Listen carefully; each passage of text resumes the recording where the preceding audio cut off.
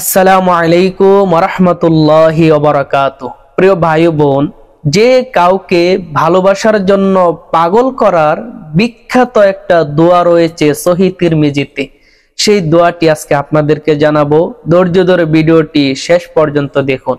প্রথমে আমি একটা অনুরোধ করব সবার কাছে, এই দোয়াটা অনেক শক্তিশালী একটা দোয়া, কাজে আপনারা কেউ এই দোয়াটা কোনো হারাম ভালোবাসা, হারাম প্রেম রিলেশনের ক্ষেত্রে এই দোয়ার আমলটা করবেন না। প্লিজ এই দোয়ার আমলটা করবেন হালাল প্রেম ভালোবাসার জন্য। তো নিয়ম জানতে ভিডিওটা শেষ পর্যন্ত দেখুন, ইনশাআল্লাহ ভালো কিছু জানতে পারবেন। ছোট্ট একটা রিকোয়েস্ট থাকবে, এমন সুন্দর সুন্দর ইসলামিক ভিডিওগুলো পেতে দয়া করে এই চ্যানেলটি সাবস্ক্রাইব করে বা পেজটি লাইক ও ফলো দিয়ে সাথে থাকবেন।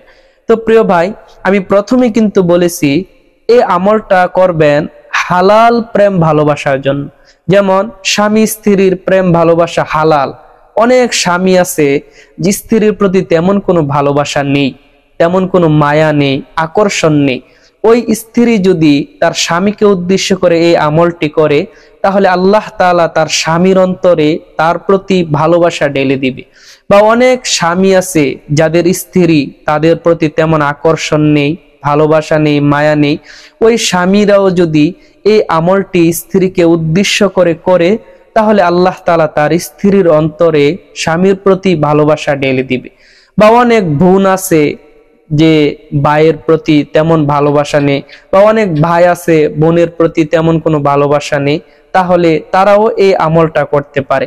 বা আপনার যে কোনো আত্মীয় আপনার প্রতি তেমন কোনো মায়া নেই, ভালোবাসা নেই, আপনার খোঁজ খবর রাখে না, তাকে উদ্দেশ্য করে আমলটি করেন, আল্লাহ তাআলা তার অন্তরে আপনার প্রতি ভালোবাসা ঢেলে দিবে, মায়া মহাব্বত সৃষ্টি করে দিবে। আরেকটা বিষয় কি, আপনাকে মানুষ ভালোবাসতে হলে প্রথমে আপনি ভালোবাসার যোগ্য হতে হবে। এক কথায় বললে আপনি আল্লাহ তাআলার কাছে ভালোবাসার বান্দা হতে হবে।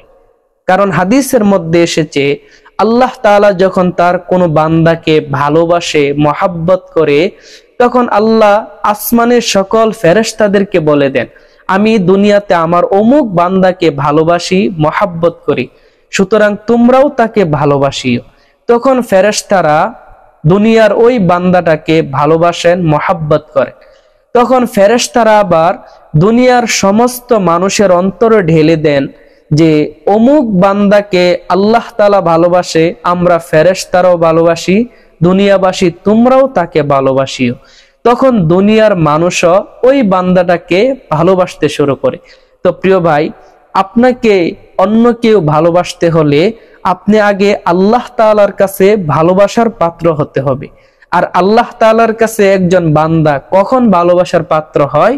তখনই যখন সে আল্লাহ তাআলার হুকুম আহকামগুলো পালন করে, সব ধরনের গুনাহ থেকে সে বেঁচে থাকে।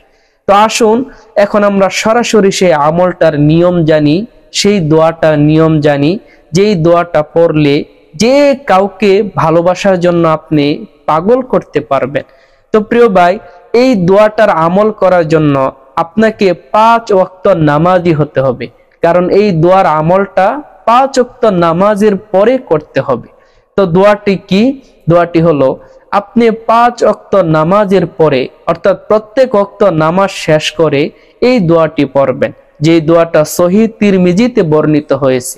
দোয়াটি হলো, আল্লাহুম্মারযুকনি হুব্বাকা ওয়া হুব্বা মান ইয়ানফাউনি হুব্বুহু ইনদাক।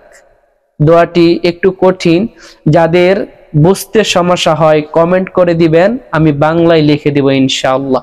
তো এই দোয়াটি প্রতি নামাজের পরে আপনি পড়েন, আর যাকে উদ্দেশ্য করে আপনি পড়বেন, অর্থাৎ আপনি যাকে চাইতেছেন যে সে যেন আপনাকে ভালোবাসে, আপনার প্রতি আকর্ষণ হয়, দোয়াটি আমল করার সময় স্মরণে তাকে রাখবেন, মনে মনে তাকে চিন্তা করবেন।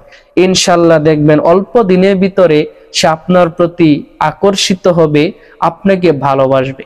তো ভিডিওটি যদি ভালো লাগে অবশ্যই একটা লাইক, কমেন্ট আর বেশি বেশি শেয়ার করবেন, যাতে আরো অনেক মানুষ উপকৃত হয়। পরবর্তী এমন সুন্দর সুন্দর ইসলামিক ভিডিওগুলো পেতে দয়া করে এই চ্যানেলটি সাবস্ক্রাইব করে বা পেজটি লাইক ও ফলো দিয়ে সাথেই থাকবেন।